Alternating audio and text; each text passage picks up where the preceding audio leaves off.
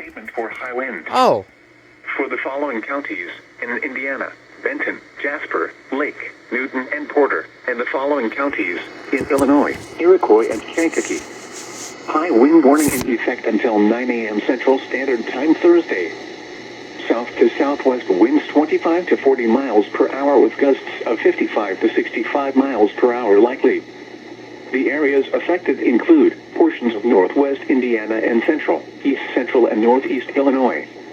The hazardous conditions are expected until 9 a.m. Central Standard Time Thursday.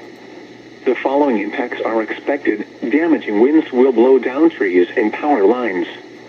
Widespread power outages are expected. Travel will be difficult, especially for high-profile vehicles. Precautionary and preparedness actions.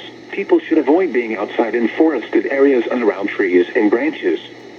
If possible, remain in the lower levels of your home during the windstorm and avoid windows.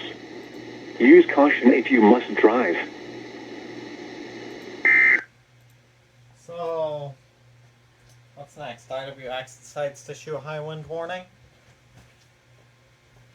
What the heck is going on?